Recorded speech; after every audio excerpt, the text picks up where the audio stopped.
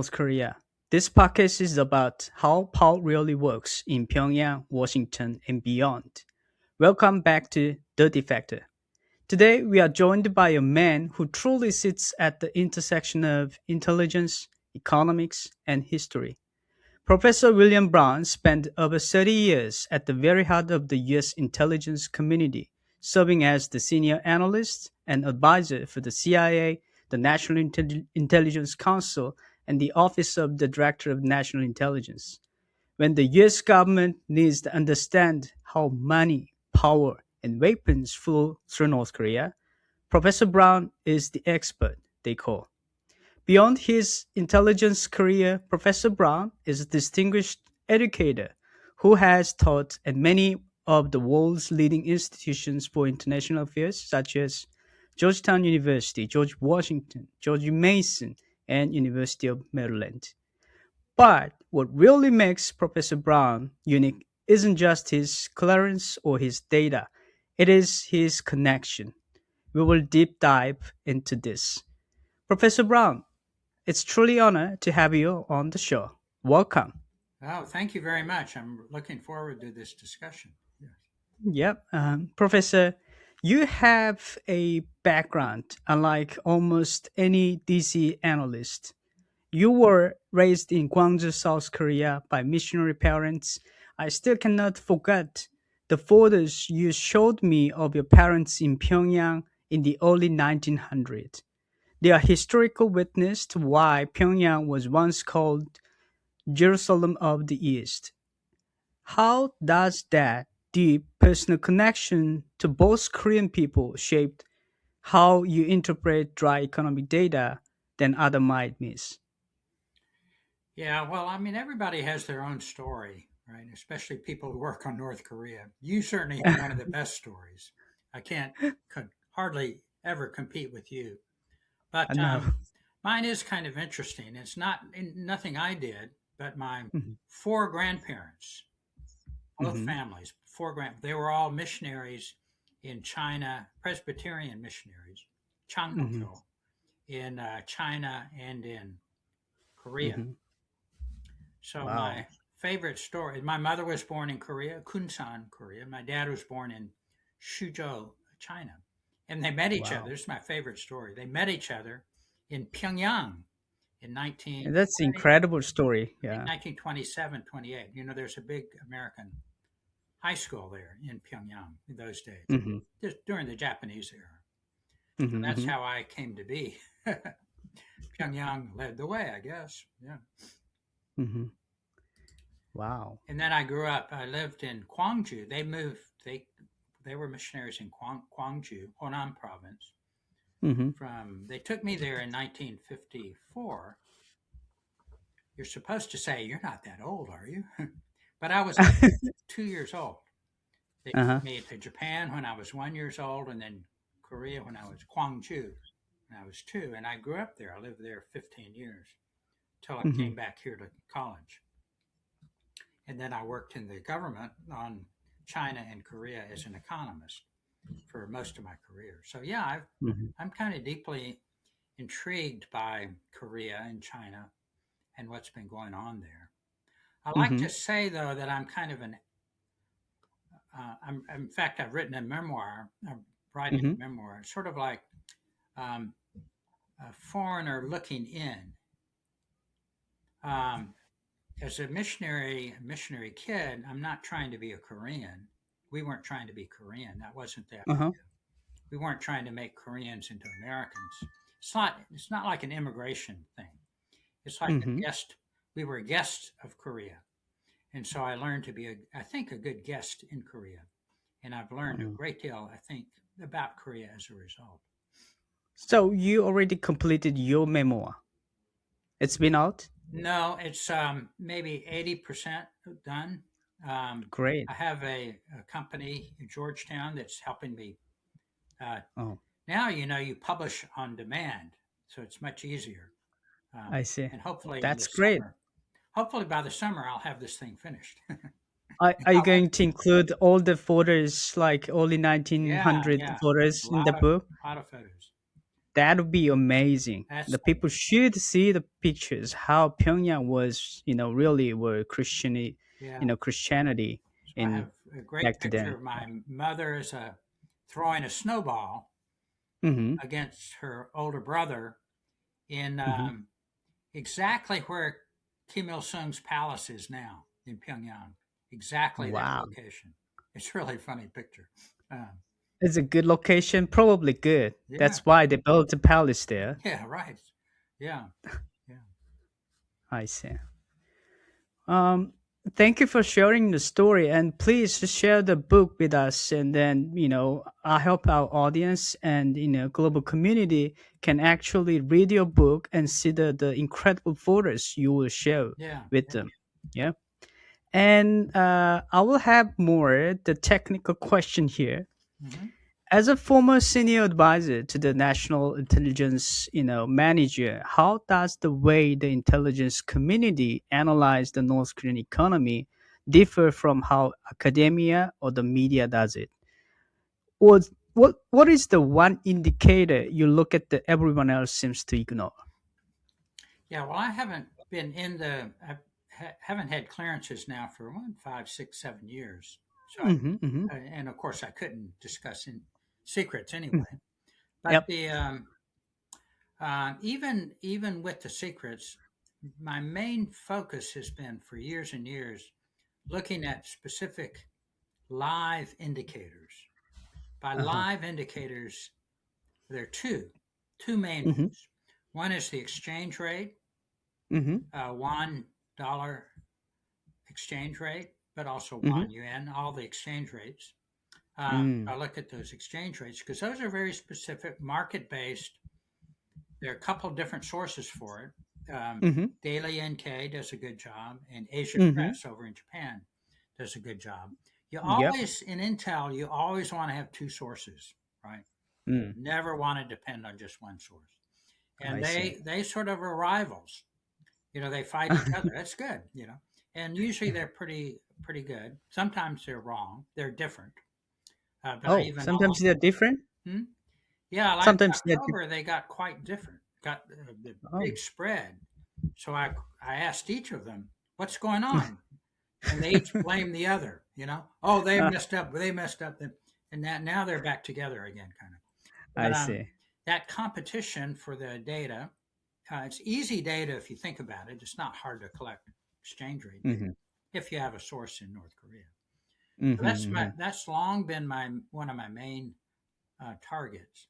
The other one mm, is trade, um, mhm, and I learned this way back when I first was working on China's economy at mhm, CIA in the 1970s, 76. I started there. mm. At that point, it's hard to imagine. China produced no data whatsoever. It was Yep. darker than North Korea is now, much darker. And we didn't even trade with China. We weren't allowed to trade. So there's no data.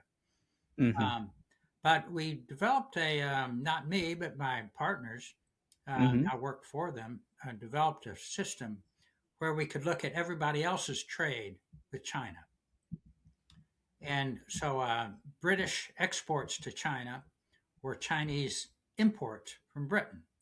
We Mhm. mirror imaged the data and put them all together in a nice compendium and sort of produced China's trade data from a mirror image perspective. And from that, you can sort of draw implications for their balance of payments and for the I see. exchange rate and the GDP, and it all goes on like that. So Yeah. that's kind of the way I look at North Korea today. I look Oh. at their trade data from a opposite point of view. The main one, of course, is China. So China now publishes great data, a lot of Yep. data, not great data, but a lot of data, very timely. This is what, February 16th today? Mhm. February I 16th. think in about a week they'll publish their data for Mm. January trade, their exports to everybody at very detailed level, 8-digit level, Mhm. um, by money and by pounds, how much it weighs and what port it goes through, all kinds of stuff. And of course, you can look at that on their website and get their trade with North Korea for all of I these see. items. So I look at, but and in a few days we'll get that for even for January. So quick, right? We're just still in February. Um, So I always wondered how, you know, the North Korea, because North Korea haven't published any data for a long time, right. and how China get the economy or trade data. And that was my long time question. And when I was in China, I had a chance to engage with Chinese the commerce bureau, Yeah. and they told me, and the many also regional the traders told me that uh, the even though Chinese government official data hasn't included the smuggling data, Yeah. so it could be doubled, or it could be like, one third are missing Yeah. in this data. They told me Yeah. so, and I was so surprised at the time. Yeah. Yeah. That's quite true. And the data is, you get what you get. I Hmm. always sort of look at it as a couple of different ways. One is China is a bureaucracy, Hmm. and would take a lot of guts for a customs official to Hmm. change the data. Uh-huh. I mean, if they Wow. catch him, they'll put him in jail. Hmm. So at a micro level, I think they're probably reasonably accurate. Hmm. But there's no question there's a lot of trade that goes on that's not counted. Hmm. So I take the perspective that what is there is probably pretty much right. What we don't Hmm. know is what they don't put in, which is Hmm. probably a Hmm. lot. Yeah. Oh Yeah. yeah, you have to sort of shade that.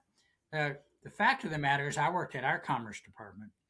you Hmm. know, our data is not that great. Imagine our trade with I see. Mexico, right? We can't even count Uh-huh. people going back and forth. How do we That's trade correct. Yeah. people going stuff? So Yeah. trade data is never as accurate as one.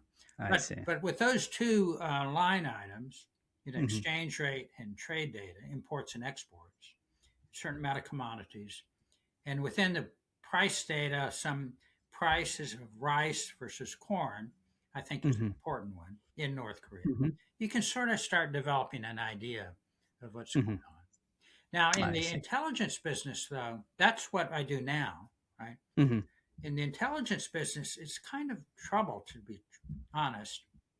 Hmm. They get so much, um, maybe information, Hmm. but it's not aggregated. It's like little bits of information. Hmm. And I think in a way it's sort of distracting. For example, you get pictures, imagery. Everybody knows they take a lot of imagery of North Korean factories. Yep. So you can Yep. spend all day long looking at a factory. Hmm. Well, and there are 1,000 factories, 456 factories, whatever. You can Yep. spend all your time trying to figure out what's going where, and that's useful, especially in the military area. But I think Yep. there's a lot of distraction, and I think their their limits are they have a hard time putting it all together in a Hmm. macroeconomic sense. Hmm. Yeah, yeah, definitely. There was limitation, and especially you cannot track all the, trading, logistics. So they won't have more accurate data on trade and economics. I think, let's talk about the elephant in the room. Mm. So we've seen reports of the North Korean won skyrocketing sixfold recently. Is this a sign of regime losing control or a failed policy experiment? What does this tell us about the stability of markets right now? Especially when we look at the Iran situation where, hyperinflation and skyrocketing exchange rate escalated into violent, protests. Yeah, and you could add Venezuela to that too. And Yeah, look, yeah. the socialist communist countries Mhm. always end, right? Except North Yeah, Korea. But they end. Why such do a they case, end? yes. They end because of inflation. Hmm. Inflation eventually kills them. And there's a Hmm. good reason for that. Socialism, in its ideological pure form, Hmm. doesn't allow the use of money. Hmm. It's an astonishing system that Marx, Lenin created in Soviet Union.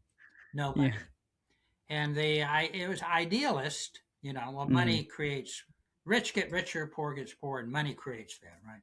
It's a Mhm. very idealistic kind of thought, but it's frankly, I'm not going to say stupid, but Mhm. it doesn't work. Um, Instead of Yeah. money, they use rations Mm. and a ration ticket. So they'd have prices and money, but it's not really money. So if you Mhm. want to take a train ride from Pyongyang to Hamhung, Mhm. you get a ticket. It might cost Yep. 5 won, nothing, Yeah. 5 cents. Yeah. Yeah. But that's not the constraint. The constraint is the Mhm. permission, Mhm. ration, the ability to take the train. If you get Mhm. that train ticket, you can go. No matter the money doesn't matter. Mhm. So for years and years, they produced incredible amounts of won money, little pieces of money. It really, frankly, was Just worthless. papers. Yeah. The paper was, you could use the paper for better reasons, right? Mhm. Um, but then the ration system broke down, in the famine era, Mhm. mainly because the state couldn't pull in enough food to eat. So people Mhm. started using money. And at first they Mhm. started using the little wand notes, but there were too many of them. So there's just Mhm. huge inflation. Mhm. And then Kim Jong Il tried to stop that, Mhm. and he knocked off a couple zeros, and that was a disaster because people said, "Oh, you're stealing our money," and they were. The government was Absolutely. stealing their money. Absolutely. It was a disaster in Total disaster. 2009. Yeah. So I think Kim Jong Un was waiting. He was like, he wasn't king yet, but he was like waiting. He was the prince in waiting, right? And he noticed that, I think, and he took Mhm. some good lessons from it. We can't Mhm. have, because there are people in the streets, so Mhm. we can't have that kind of inflation. Mhm. And then 2015, he put Mhm. out some strict rules on creating more money, making too much money. Mhm. And he actually did a great job. I wrote extensively about it for about Mhm. 10 years. His first 10 years, Mhm. inflation was flat. The Mhm. won was flat at about 8,000 won, keeping Mhm. stability. Good, good, good. He did that by squeezing the government. Good, good. Mhm. I So see. I was pleasantly surprised. But of course, if in your government you're getting squeezed, you don't like that. The military doesn't like that. Nobody likes that. Mhm. And then about 2019, um, after the summits with Trump, Mhm. suddenly it broke loose Mhm. and they started printing more money. So Oh. what's happened in the last, 5, 6 years is the one actually just in the last 1 year, Mhm. the won has gone from like 8,000 won per US dollar to Mhm. 30, today it's 35,000, 4 times. Mhm. It went up Mhm. higher and then it came down a little bit. It seems to Yeah. have stabilized a little bit in the last couple of months, but we'll Mhm. see how that goes. Um, Yeah, you're right. When I left North Korea, the exchange rate was $1 per like 8,000 yuan in North Korean currency. Now, you mentioned the 35,000, and I heard 2 weeks ago it went up to 50,000, and then down like a 40 something. The region, the 40 something. So you're right. When we were in North Korea, we couldn't say about the profit. It is, strictly prohibited to mention about the profit because it's related to market economy and capitalism. And then ration, I still remember we got the ration, the tickets, and then we went to stores, and we got the soybean sauce yeah. and soybean paste, and Well, and like then food the stamps. Yeah, right. yeah, food stamps. And then it was really broken after 1990s, and everybody stopped getting rations there, and then everybody is struggling. So that's why we had a famine, and later people independently developed a market we call the Changmadang, right? Mm-hmm. So, next question is you've been often discussed the tension between the state playing the economy and the Changmadang internal market. And in 2026, Does Kim Jong Un see the markets as a necessary evil for survival, or is he actively trying to strangle the merchant class to regain absolute socialist control? You know, I don't know. Of course, we don't know, but I'm thinking Mm-hmm. most people in North Korea have given up on the ration system. Mm-hmm. It's just broke. They look at what happened in Soviet Union and in China. They've thrown Mm-hmm. everywhere. They've thrown. Even Cuba is more Mm-hmm. market than North Korea, and I think they're yeah. And a good indicator of that for all these years where there's been this inflation, huge inflation. Mm-hmm. They've tried to hold the line on state salaries, Mm-hmm. state enterprise people and ministry people and policemen and teachers. It's probably about a half the non-farming population work Mm-hmm. directly for the state, and Mm-hmm. they've been given very low wages. Mm-hmm. But then they get the ration, Mm-hmm. so they're still in the socialist system. But if you're outside of that system, you trade and you make money and you make Mm-hmm. typically 10 times more money than a Mm-hmm. state person. So a teacher would get maybe 4,000 won per month, Mm-hmm. Mm-hmm. and her sister working in a wig factory would Mm-hmm. get 40,000 won, 10 times more. Mm-hmm. Well, that doesn't seem fair, does it?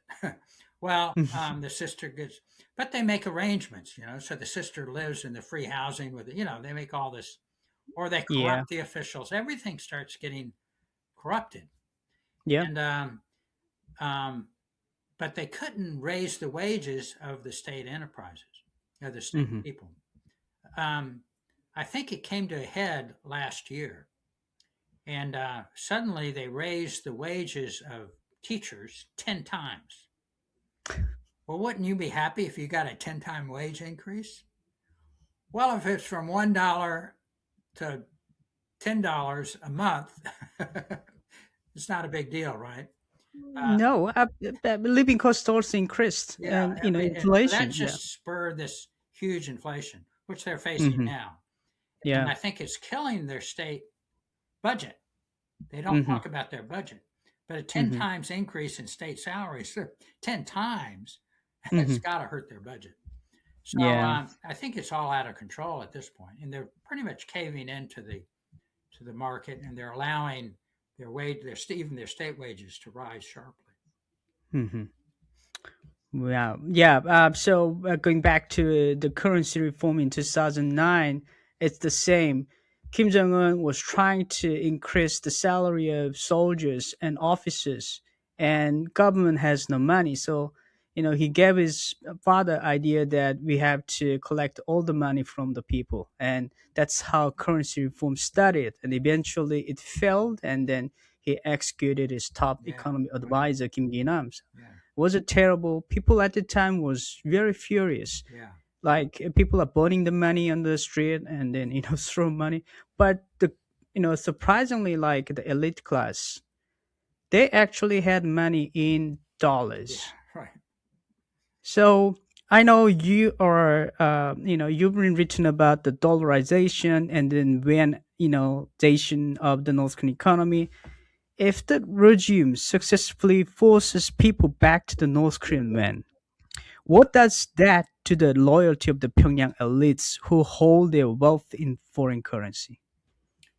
Yeah, the on the one hand, it makes them even more wealthy because they Oh, have dollars, yes, and correct. dollars are getting more and more worth more and Mm-hmm. more one, right? Mm-hmm. Thirty-six Mm-hmm. thousand of them won. So I think this process has created a very rich elite. The Mm-hmm. elite love dollars, and they can have Mm-hmm. dollars. It's risky because, in theory, the government can take them away. It's Mm-hmm. illegal, so they can take them away. Yeah. But the reality is, everybody has dollars. Yep. Even school teachers probably have $100 bill in their wallet, just in That's case, correct. right? Yep. Everybody has now, and this is not the case 10 years ago, not Mm-hmm. even 5 years. Since you've been here, it's probably much more use of US dollars and Mm-hmm. Chinese money, which is effectively the same thing, Mm-hmm. hard currency. And Mm-hmm. more. So it's what we call uh, partial dollarization. In other words, Mm-hmm. there's yuan floating around, circulating, Mm-hmm. there's US dollars floating around, Mm-hmm. and there's Chinese money floating around. Three different Mm-hmm. currencies in Mm-hmm. wide circulation. Um, Mm-hmm. so this is tremendously difficult for the central bank, the Chosun Bank, to deal with. How do you Mm-hmm. deal with dollars? They can't produce dollars. To get dollars, they have to export. Mm-hmm. Well, they're not exporting very much at all, Mm-hmm. partly because of the sanctions, but that's not the Mm-hmm. only reason. And Mm-hmm. everybody wants to use dollars, and they can't make it. So they're in a big, big difficulty there with the. I would argue they should basically probably accept the dollar system. You can Mm-hmm. do that through a currency board, like Hong Kong, where you Mm. have a North Korean currency, but it's 100% backed By by dollars. dollars. I And see. everybody knows that, and they work it that way. So then you Mm-hmm. get confidence in the North Korean won because you know it's Mm-hmm. 100%. So that would be one solution in the future. I wouldn't doubt Mm-hmm. it might go that way. I see. I see. That's a good idea. Yeah. Actually, when I back to North Korea while I was studying in China or to trade in China, I I never spent a North Korean yuan. I never purchased as North Korean yuan. Even like in the market or like in the restaurants, you can easily spend in dollar bills. And also they credit card type the card, Mhm. and then you can deposit in dollars and then spend on dollars. So actually, North Korean people in Pyongyang, they never less chance to use the real currency, North Korean currency. Yeah. So I think you're right. Now North Korea is partially dollarization. That Mm, see the importance of that is it mm, takes away the ability to create a monetary system is one of the most powerful instruments any state mhm, has. If you think of it, mhm. they can I see. demand how people use their money, and Mhm, certainly we do. All the West does. Everybody does, except mhm, North Korea and a few countries where they're dollarized. mhm, Then, so it's so ironic. It's so much irony here. Here we call it a very centralized, state-controlled country, right? And it is, mhm. but Yeah. and it's a socialist, communist country. Yes, it is. Yeah. Yeah. And yet here they use U.S. Dollar dollars bill. in a very capitalistic way, and the government has no control over it. So No. it's a long answer to your good question, but I think Mhm, the state has basically lost ability to control the money, mm, and now they're allowing it to be used. The um, the good thing for the country, though, mhm, that this decentralization as it occurs, away from mhm, the plan, away from their rations, mhm, allowing people to use money, mhm, creates all kinds of business between people. mhm. So people are interchanging business, and they make money, they make profit, or they lose money, whatever.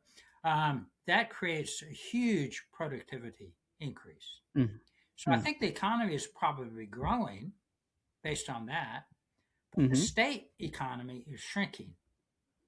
So we get Absolutely. this very dangerous situation for the regime. The private economy is really their rival, and their economy Mhm. is shrinking.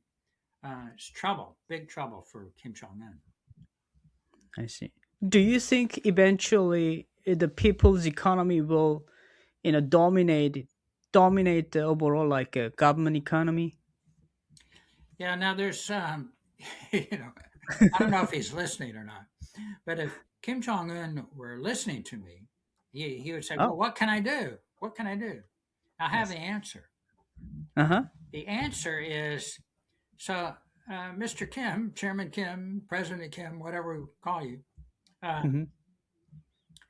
your government, for hook or crook, mostly crook because you stole it, Mm-hmm. Mm-hmm. but you stole it 50 years ago, 70 years ago, you stole it. You Mm-hmm. stole all the property of the country. Uh huh. You stole all the land, all the capital, all the factories, everything. Your government owns the country. Mm-hmm. The solution for you is to start selling it. start Selling to whom? liquidating your property. And I mean not to foreigners. You don't have to Hmm. internally sell it to Korean, Hmm. North Koreans. Hmm. That way you get the money back. That's correct. Yeah. You sell a piece of land, you sell a factory, you get the money back, use the money to pay workers a little bit more. The workers Hmm. in this private sector that bought the factory will be much more productive. So Hmm. your GDP will increase. You might even get more money from taxes than you were getting before. So your government will be much more solvent. Um, uh, But North Korea is a tax-free country. oh, They yeah, they they we don't can't they tax. did There are other ways to create fees. Yeah. yeah, But what and he would say, also what his what is what his bosses would say, uh-huh. I think he has bosses all over. Yep. Um, Here's the his ultimate bosses, his boss. elites, whatever, would say, no, no, no, that's capitalism. Yeah, definitely. Right. So that's my answer. You got to move, Yeah. not completely, you don't have to sell everything, Uh-huh. but just start selling pieces. This is what China has been doing for 30 years. Yeah, yeah, that's how China developed the economy. The local government, they sold the properties, to the business people, and that's how they made, the local government funding, the Yeah. budget. But now it's, decreasing. Yeah. So now they've sold all their property. Now what do? They still have too much government. So while you're doing that, you have to reduce the size of the government. China I see. hasn't done that. They just gave it to the provinces. No. Um, Another problem for that, I wouldn't say problem, but that the current North Korean system doesn't allow to, to purchase any government property because, under the North Korea constitution or rule, the other than your basic salary by the government, all you're earning is illegal earning. So even though government say we want to sell the property to you, and if some people want to buy them, and then government will ask you, how did you guys make money other than government salary? And you are all earned illegally. So the government basically can seize your whole asset. So yeah. yeah. But I go back to this 2015. Mm-hmm. Um, I think a real important set of speeches by Kim Jong Un Mm-hmm. to his finance people. Mm-hmm. They weren't initially publicized, but later they were published in the Norong Shinmun. Mm-hmm. Uh, and this new set of laws, how, and he was telling the bankers Mm-hmm. how to do banking. And it was so interesting because he Mm-hmm. says, people don't put money in your bank. Why don't they put money in your bank? Well, they don't put money in your bank because you don't give it back. Give it Yeah, of back. course. You got to give it back. This is Kim Jong Un telling his banks, give the money back. So you put in a deposit, you got to be able to take it out, back and forth, back and forth. Then he said, you got to give interest, Really? 10%. That is said? Did he say that? He said you need to make interest, profits on that money. 5%, 10%, maybe, whatever. You need to encourage people to take their money and put it in the bank. That's how we recreate our banking system. And that's very true. That's very positive. His speech was the most positive thing I've seen out of North Korea in years and years. But That should have been. That should have but been. this was But 10 years ago, 10 years ago, nothing happened, right? and I don't think nothing. I think some things have happened. As I say, they are paying workers much more money now, and Hmm. I don't know what that's doing to this to the budget. That's Basically, people lost the trust in government, yeah. the system, So and like yeah, if even if Kim Jong Un mentioned, probably he has absolutely no idea about the North Korea's banking system or financial system. There is no commercial banks in North Korea. The banks doesn't operate as a commercial banks or investment bank. well, So they did the people cannot. at Yeah. the same time. They did create sort of commercial banks, like in Uh huh. China, and they compete a little. Each province, each district has another bank now, and they wanted Hmm. them to compete a little bit. But I think the government, the state government, the central government, really couldn't afford it. Mm. So No. it just hasn't worked out. But the Hmm. idea Hmm. coming from Kim Jong Un, That's a positive. so Absolutely. positive, Yeah. it just hasn't followed through. Mm. It's very much like, and this is what I've been kind of preaching. My dad was a preacher, so I kind of preach. I preach it even to Park Geun-hye, Mm. remember, President of Korea, Park Geun-hye, Yep. uh, favorite of mine. I liked her a lot. Um, so She's a good person. Yeah. before she was president, I had a chance to talk to her about Hmm. North Korea. She was going to meet, uh, thought she was, and I think she did. She met Kim Jong Il, I think. Um, No, no, she Kim Jong. hasn't met anyone. Oh, she did. Maybe she was. Oh, I don't remember. She exactly met somebody from North Korea, Yeah, maybe. but yeah, the all the like the left presidents met Yeah, yeah. Kim family members. Yeah. But anyway, I talked to her quite at length. I said, if you get a chance to talk to Kim Jong Il, Kim Jong Un, Hmm. Hmm. um, tell him he should follow exactly the policies of my father, Park Chung Hee. Park Chung Hee. Yes. Now, you might not like Park Chung Hee because he's president for life. He wasn't a good Democrat. He Hmm. made some big mistakes toward the end. But the one thing I love about Park Chung Hee, in 1964, I think, Hmm. he Hmm. completely revolutionized South Korean money and banking system, completely Mm. turned it over. Hmm. Hmm. For your older people there, you might remember the Juan, WH, Juan money. Juan. Hmm. Hmm. When I was growing up, Yep. we used Juan. Juan Hmm. was terrible. It's Oh. inflated away, just like Hmm. North Korean won. It was terrible Hmm. currency. But Pak Chung-hee Yep. put in a set of reforms. He knocked off a couple zeros. We had to go run to the bank and change our money for won instead of Hmm. Juan. Hmm. And biggest thing is he ordered the banks to offer 10%, no, 20% interest. Mm. Put money in the bank, you get 20% Interesting. back. Well, people didn't trust the money, but Hmm. 20%, that's pretty good. So Yeah. you start putting money, yeah, I get money Let me back. try. Kind of good. And then if you want to borrow money, Uh-huh. wow, 25%. Oh, no, you're not going to borrow money. So the bank wouldn't lend money unless it was for a tractor, something that would be productive. Oh, No borrowing for weddings and funerals. Sorry. I see. They're dead I see. people they can't pay back. But you want to buy a tractor? Yeah, well, loan money for a tractor. And the Oh. profit on the tractor, you kill the cow, poor cow. But with a tractor, you don't have to feed it. So you get a huge profit from the little tractors. Mm-hmm. And The from that efficiency day increase on, Korea's economy has just to grow. boomed Hmm. just because of that. Not just, but that was the main thing. So this is what you need to tell the North That's Koreans. correct. That's You correct. can you can do that. You can do that. Yeah.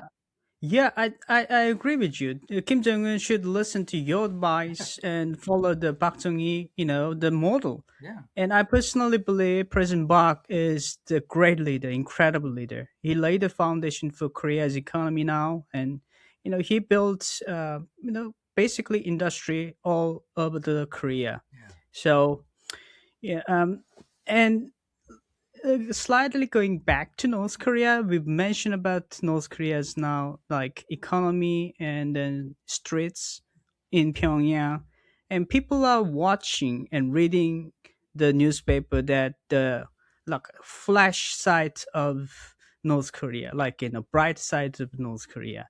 Even we see new apartments in Pyongyang and talk about modernization in Kim's speech. From your perspective, is this actual economic growth or is it just, Potemkin modernization, recycling limited capital for optics while industry base continues to rust? Yeah, it is kind of amazing looking at pictures of Pyongyang and all the big Yep. buildings, nice looking buildings. From the outside, Hmm. they're very nice looking. Although, even in South Korea, when we looked at Seoul getting bigger, bigger buildings. We always wondered what was inside them, you know. Yes. And it turns out you big building, no air conditioning. What? Uh-huh. I could, well, the elevators work some of the time. But anyway, that was in South Korea. In North Korea, a couple of thoughts. One is, Mhm. technology keeps improving worldwide. Mhm. Mhm. So cell phones, especially electronic stuff. So that like the level of economic development worldwide is Mhm. rising, right, with this technology.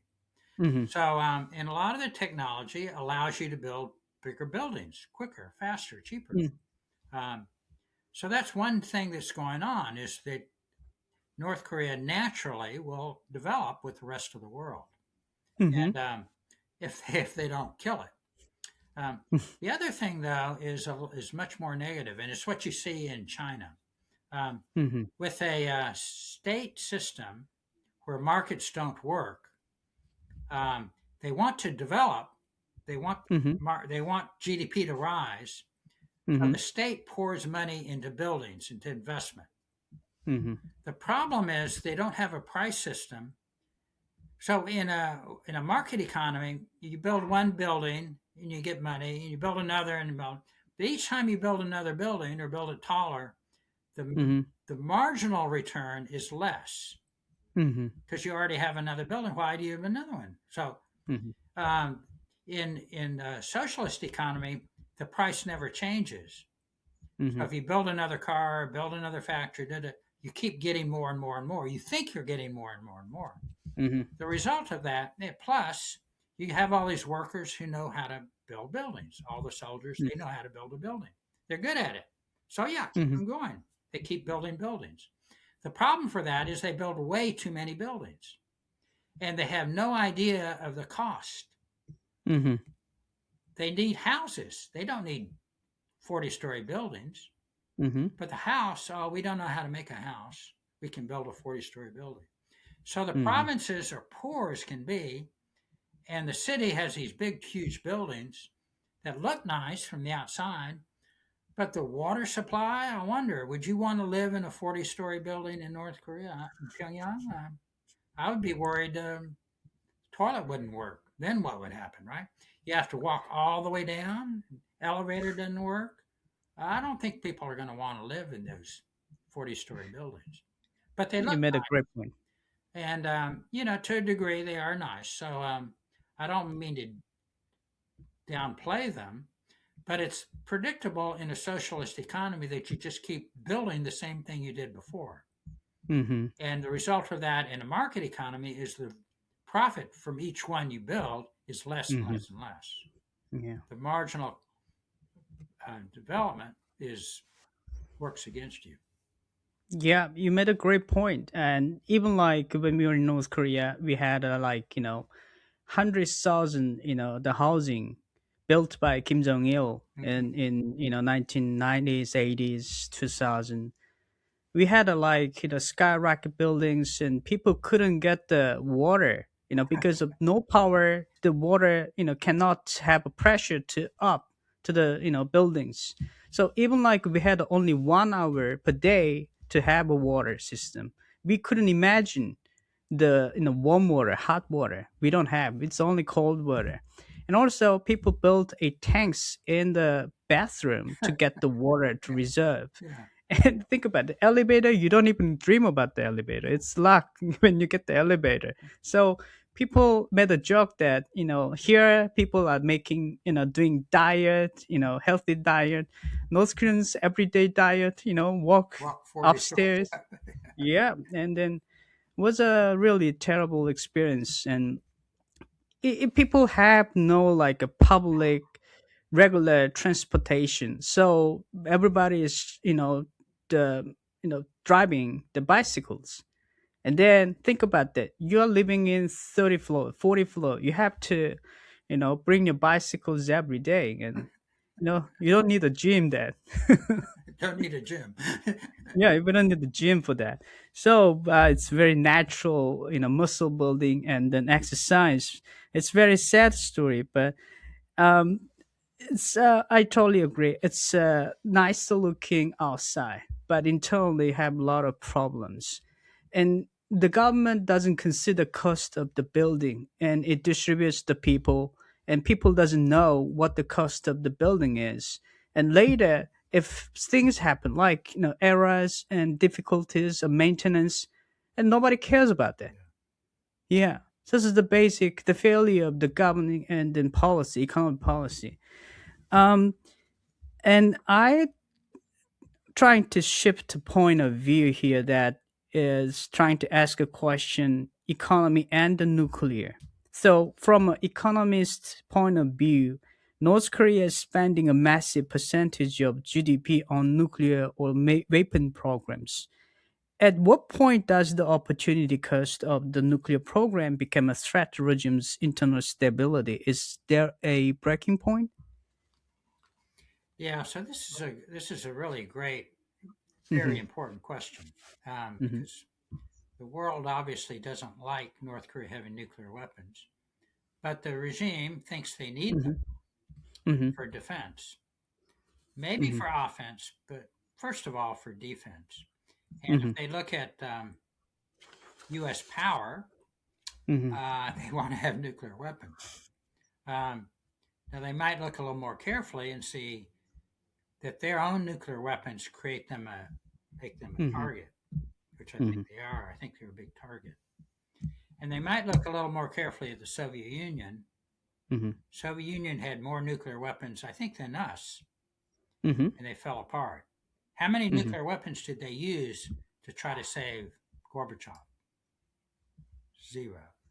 Zero. Nuclear weapons are not very useful for internal stability. Hmm. Um, and then you look at Iran, it's all in Libya and all these places. Uh, Basic thing is it makes them a target. Um, Hmm. Now, I think in a way their socialist systems wants to be a target. Hmm. They don't want to open up. Hmm. And so if they have this secure border, Hmm. nobody wants to be, no, but we're not stupid. We're not going to attack them because they do have Hmm. nuclear weapons. So it Hmm. does create a defensive border for them. But that border is like a casket. Hmm. People can't come in and out. They just cook inside it. Hmm. And very, very costly.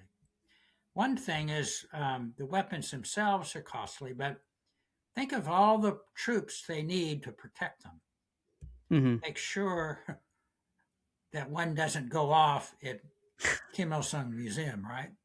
Yeah. Um, he must worry all the time of a loose nuke inside North Hmm. Korea. So they Hmm. have tens of thousands of soldiers Hmm. guarding the weapons, guarding the missiles, Hmm. guarding. So it's basically all these guards.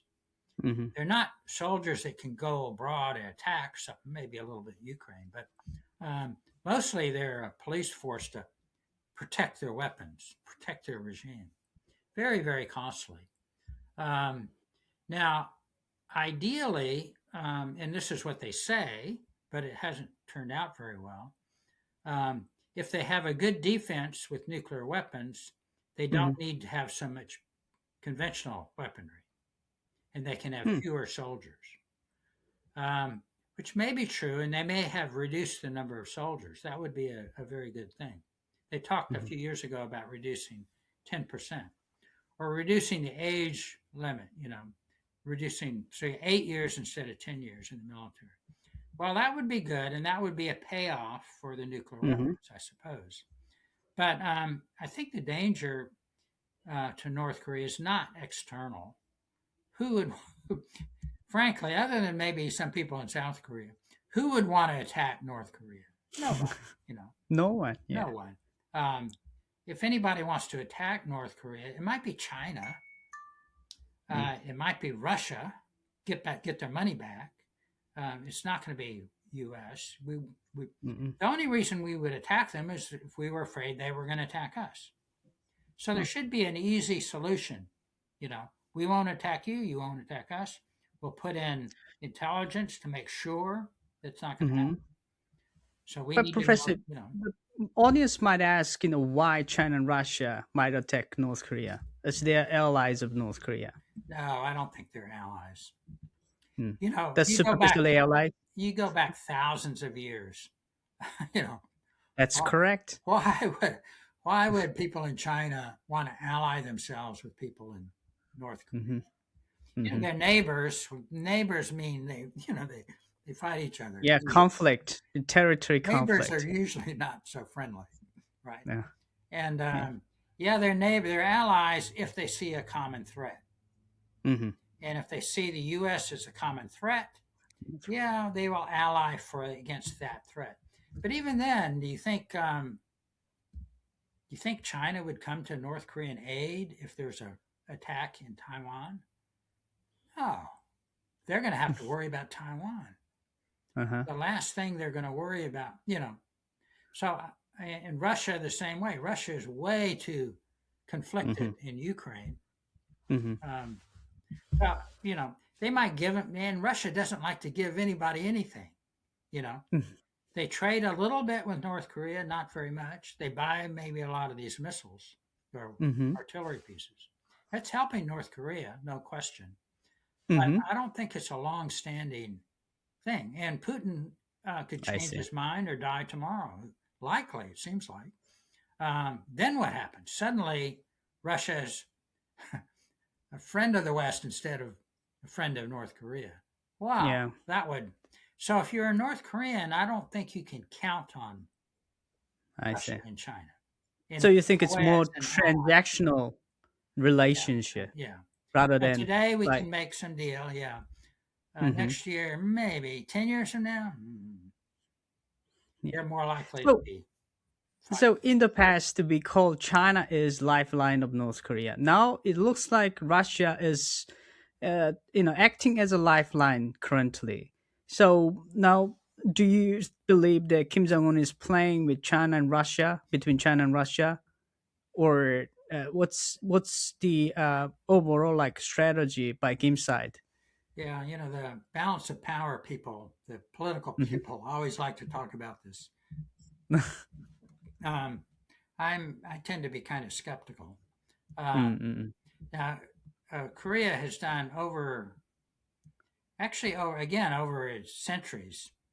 Hmm. Korea has done pretty well, sort of balancing other countries' interests. Hmm. Japan, Hmm. China, Russia, even America or Soviet Union, balancing. But it's kind of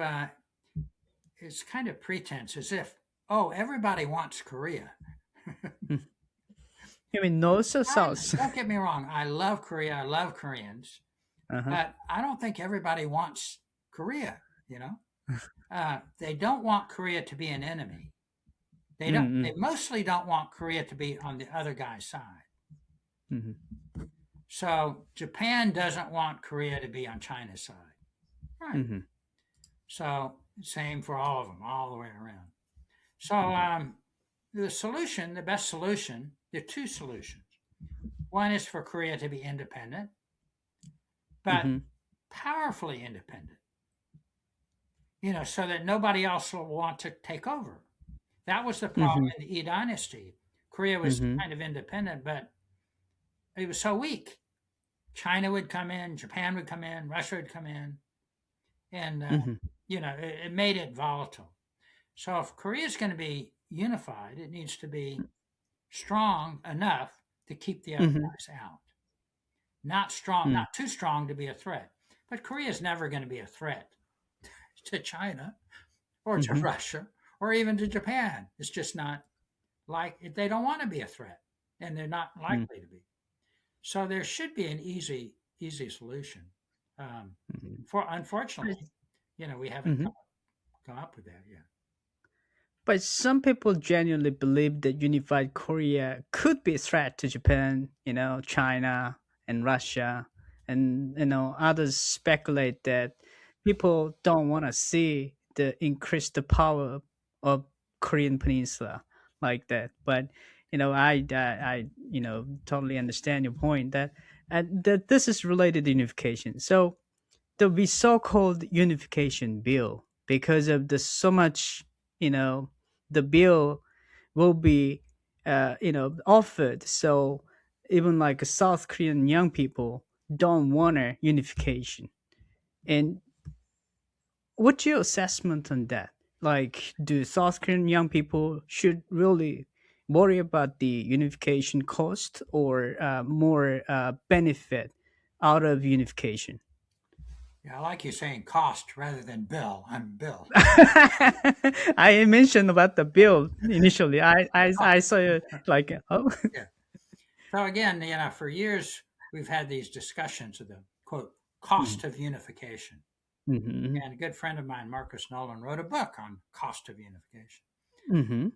I've always kind of quarreled with that idea. Mm-hmm. It could be a huge cost. So Mm-hmm. the South Korean young people are correct in worrying about the cost of unification. Mm-hmm. But I would say that's the cost of a bad unification, a Mm-hmm. unification that will destroy Mm-hmm. South Korea and North Korea. A Mm-hmm. much better way of thinking, and the idea is so South Korea is what 50 times more rich than North Korea. So to Mm-hmm. unify, you have to get them even. So you have to give a lot of money to North Korea to give them even. And that's going to cost me, I'm going to have to give a lot of money to North Korea to get it even. That's kind Mm-hmm. of the basic idea. I say, no, no, no, that's the wrong idea. Mm-hmm. Um, go back to my idea that the North Korean state owns all of North Korea. In that way, the North Korean state could be very, very wealthy. Mm-hmm. Um, the resources of North Korea are huge. And when I say resources, I mean, and the capital. Mm-hmm. What? How could they have? Well, human capital is a big part of capital. That's North correct. Koreans are all educated to the degree that they can read and write. Mm-hmm. It's a very poor country, but it's not like Sudan or where people can't read or write. Everybody Mm-hmm. knows to Mm-hmm. read or write. That's Yeah, the I most agree. They're well educated. that's the most important element of human capital is read Mm-hmm. and write, and North Korea has it. Yep. Maybe better than us. Uh, and physical capital, factories. They have a lot of factories. Mm-hmm. Why? Because their system pours money into building more factories. That's Um, correct. their natural resources are huge. Look at Mm-hmm. their zinc, for example. Zinc Mm-hmm. now is in Mm-hmm. huge demand worldwide. Yeah. They are one of the world's largest deposits of zinc and other Oh. non-ferrous metals. Huge. Mm-hmm. Mm-hmm. These quote rare earths, they've got them. They've got uranium. Yep. They've got all this stuff. Yeah. And for Asia, Mm-hmm. not many people per Mm-hmm. acre. It's Oh. likely, South Korea's population density is 2 times. So a Yeah. North Korean, on average, has twice as much property That's as a correct. South Korean. So no, they're not poor in resources. And the Mm-hmm. worst thing to think of is dumping resources into North Korea. That's the Mm-hmm. wrong idea. They'll just Mm-hmm. waste them. North Korea is poor for one reason: Government policy, productivity. productivity. Productivity of all those resources Mm. is, I would argue, the worst in the world. The Mm-hmm. farmers, yeah, they work hard, but there are too many of them. Mm-hmm. There's not enough land for them. Their Mm-hmm. state system dictates what they produce. Yeah. Not enough fertilizer, not enough this. You do this, this, this. So they're not energetic. They do the wrong Mm-hmm. things. They grow the wrong Mm-hmm. things. Mm-hmm. They should be half as many farmers. Mm-hmm. Half the farmers should leave the farm and go work making something for exporting. Mm-hmm. So it's a matter of productivity. And why is productivity weak? Mm-hmm. I would argue it's a lack of ownership. Yep. People That's don't own the capital. The state owns the that's capital. correct. So a unified Korea, hopefully, and even now, this is what I would be saying, preaching Mm-hmm. as my dad would be. Uh, uh, let's make sure that the North Koreans understand Mm-hmm. that with unification, you, Mr. Kim, Mr. Lee, Mr. Park, Mm-hmm. you will own North Korea. You will Mm-hmm. own property in Mm-hmm. North Korea. Maybe a little bit, maybe a little bit more. And you can gain Yep. from that property. You can earn money. You can trade it. Before you know it, you will be more rich than South Korea. Yeah. I That's definitely agree with you. Yeah, but so like young people in South Korea has less information or education on what benefit they will get if there's unification. yeah. So only like downside is emphasize it, but there is no bright side for them. So that's why I think they believe that they would cost there will be more costs and the burden on them, Yeah, and and yeah. the sad thing is they might be right because Mm-hmm. I'm not convinced the South Korean government, Mm-hmm. liberal or conservative, don't matter. Mm-hmm. I'm not sure they have the right idea of how to encourage North Korean economic development. Maybe, Mm. hopefully, but I'm not sure. If I were a South That Korean young person, that's I good would point. worry That's about good point. my own government. Yeah, I don't see any economic development designed by South Korea. Like I don't I do believe I had to talk with some South Korean people, business and government people in the past, and then they only thought that the South Korea will rule the North Korea, Mhm. and then they said that they want to invest infrastructure like that. But as you mentioned earlier, and I also had the same idea that there might be a resistance against this rule, and there might be a people have will not be satisfy the entire rule of investment from South Korea. So there might be either there should be some like transition period or just a mutual discussion on the process. So um, the capitals and resources should be properly managed and then developed. As mentioned earlier, North Korea has abundant the natural resources and also rare earth. It is the value will be increasing, right? So now the rare earths is now really becoming rare. So now North Korea has some advantages. But one question I want to ask more about this.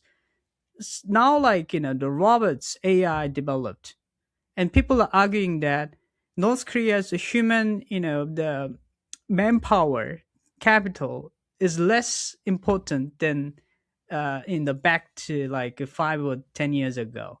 Now when we believe that North Korea had the advantage of manpower, but now it's like, oh, we do have robots. So what do you Robots. think of? Yeah. Yeah, it's hard to imagine that North Hmm. Korea would have an. I mean, in some things, yeah, Hmm. Some sense, yeah. they need robots, and like in Okay. mining, perhaps I can Hmm. quite understand. So, like a zinc mine or copper mine or whatever, they have a lot of that.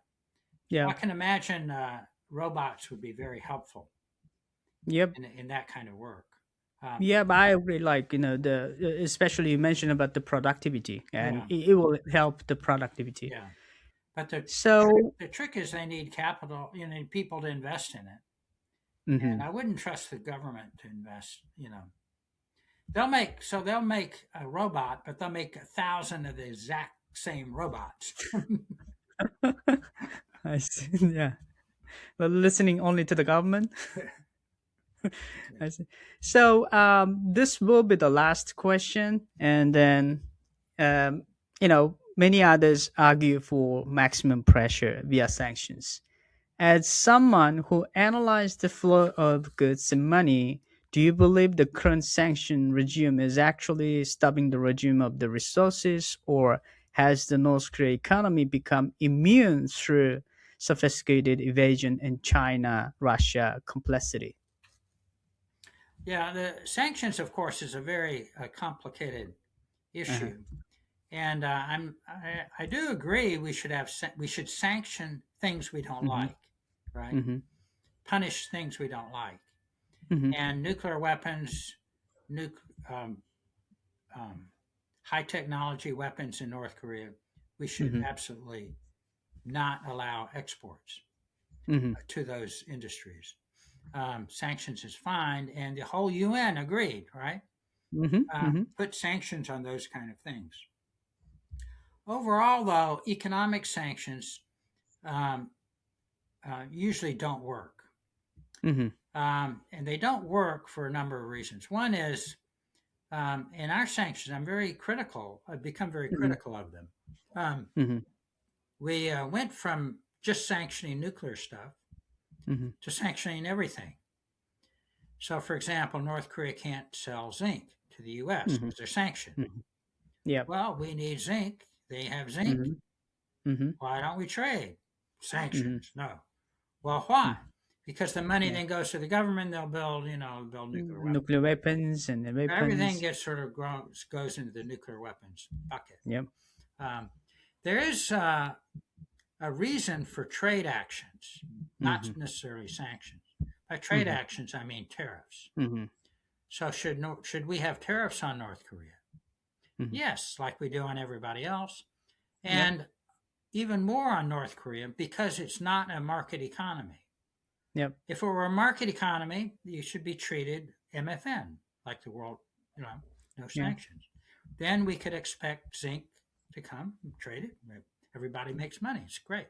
Mhm. But in the current situation in North Korea, without enough reforms, without joining the WTO, with their Mhm. slave labor system, Mhm. they mine zinc with slave labor. That's correct. So that's they can sell zinc very cheaply because they Mhm. use slaves to produce the zinc. Yep. Well, that's inefficient for everybody. Mhm. All right, it's terrible. Mhm. So until North Korea adopts a more of a stronger market system where workers are paid money, not rations, Mhm. Mhm. that's the key. Workers need to pay real wages, competitive wages. Mhm. If North Korean workers are paid competitive Mhm. wages, I would say Mhm. no, they should have the same tariff as South Korea. Mhm. So I think we could now, I would hope the Mhm. government is thinking about it, Mhm. is going to North Korea and say, we can remove a lot of our tariffs. We have huge Mhm. tariffs on North Korea. So Mhm. let's reduce those tariffs if you move to market wages. Well, how Mhm. can we? Well, zinc you can make a lot of money from. So if you're going to export zinc to us, we demand that you pay your miners, you know, Mhm. $30 a day, whatever that should be. We Mhm. will not buy your zinc. We might buy your zinc, but we'll have a 200% tariff on it if you continue to use Nice. slave labor. So I have I go think ahead. there's ways to, a sanction should be a tool, Yep. and a tool, Absolutely. you work the tool. We in our government, we Yep. put on the sanction, and it just stays there. It's like Mhm. it's not a very good tool. Mm-mm. Great. Agree. Agree. I have a one question regarding the trade, the tariffs on North Korea.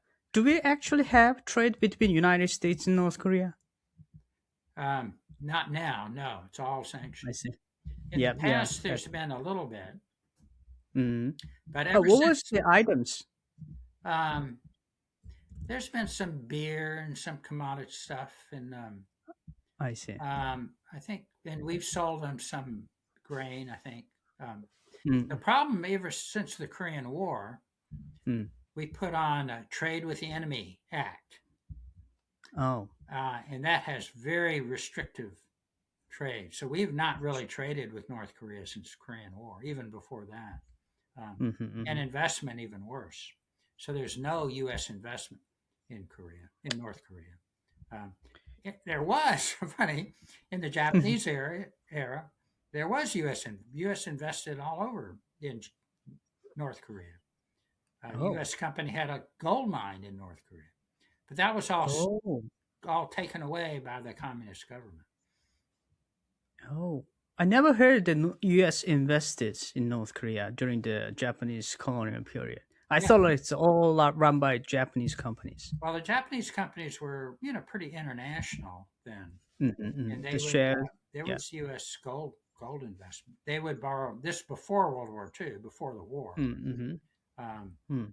the Japanese did invest a lot in North Korea, but a lot of it was U.S. technology, and Oh. U.S. companies were heavily involved in North Korea. Yeah. Yeah. Japan invested heavily in North Korea, like before, like the 1950 Korean War, and basically North Korea's industrial development was based on the Japan's Yeah, investment. yeah. Yeah.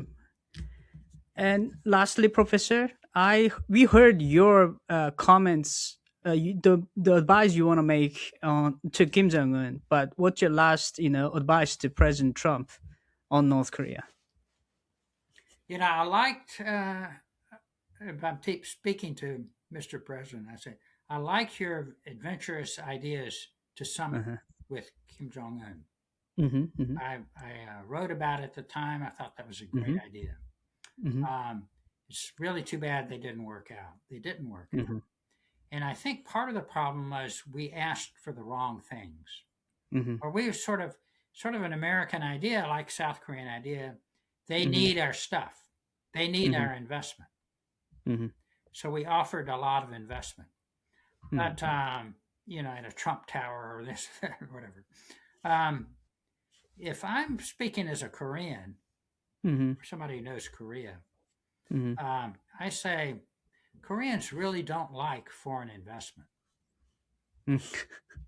They want to own their own companies. I see. So in the whole world, Japan is the Mm-hmm, same way. mm-hmm, You have companies like Samsung and Toyota, mm-hmm, name brand Korean companies that you're very proud of. mm-hmm, But the North Koreans don't like Samsung. mm-hmm. They want Kumgangsan, right? Something else. They want Arirang, their yes, company. So their that's great. companies grow by borrowing. So Korea is hugely in Mm-hmm, debt because it borrows. That's a problem. They should have more foreign investment. But North Korea, if you tell them we're going to mm-hmm, invest in your country, they're going to think, oh, you're going to own our country. mm-hmm, mm-hmm, And that's the most scary thought for them. mm-hmm. The scary thought in Pyongyang would be Samsung owning the Kimchek steel mill, whatever, Oh, big wow. factories. Yeah, No, I they thought won't. Mitsubishi would be interested in having those steel mills. Yeah, I think it'd be a good idea. But I'm just Yeah, thinking from the, yeah, you yeah. have to I develop understand. very carefully what you want to deal with North Korea. Make a deal with them, Mm-hmm, certainly. Go talk to them, make a deal. mm-hmm, But the deal should first listen to what they want. mm-hmm, It's not nuclear, no, nothing nuclear. But an example might be tourism. mm-hmm. Kim Jong Un has always favored a lot of tourism. Yeah. And to me, that makes a lot of sense, economic Mm-hmm, sense. It's a mm-hmm, beautiful country. You have mm-hmm. rich Japanese, rich South Korean, rich Chinese, not so rich Russians. Rich Koreans. They all want, yeah, rich South Koreans, certainly. They Yeah. all want to go to North Korea. Mm-hmm. I went to North Korea. I'd go to North Korea. And they have, if they can develop their tourism industry, Mm-hmm, they can. The good thing about tourism is it's labor intensive. mm-hmm, It pays workers. People get mm-hmm. tips. Give them tips. Yep. It's ground based, up, not top down like a steel mill top. It's ground Mm-hmm, based. So, and Kim Jong Un wants it. He really mm-hmm, wants it. So Trump could say, we will relax our restrictions on tourism. We will allow Americans to go to your big resort, and some would go. Um, Little things like that. It's not little; it's actually mm-hmm. pretty big. But offer Kim things he can't refuse. How could he say no to tourism when he's made such a big deal out of tourism? All these Absolutely. things. So you got him right where you want him, right? Mm-hmm, He mm-hmm, wants something. It's okay for us. It's actually good for us, I think, to have Americans in North Korea mm-hmm. um, giving tips. So anyway, that's kind of my It suggestion. great. I totally agree. Yeah, we need to think about more practical way, and but the one thing is there is no tip culture in North Korea. So anyway, Yeah, so yeah. Professor Brown, thank you so much for your I insightful. think I beg your The pardon. I think they do tip their policemen. uh, we called it bribery. Thank you for your time, and I really enjoyed the conversation. Yeah, And then those, for those watching, you can find more or Professor Brown's deep dive analysis at naeia.com. It's that's right. professor's blog and company LLC. So And and Professor, I mhm, publish on KEIA, Korea Economic yeah, Institute of America, Institute. Peninsula Yep, blog. absolutely. I have an I article will leave. on. Yeah, I will leave the link on the description there. So, Professor, it's an absolute honor. Thank you very No, much. thank you very much, and good work for you. Yeah, Thank you. and your parents and your family too.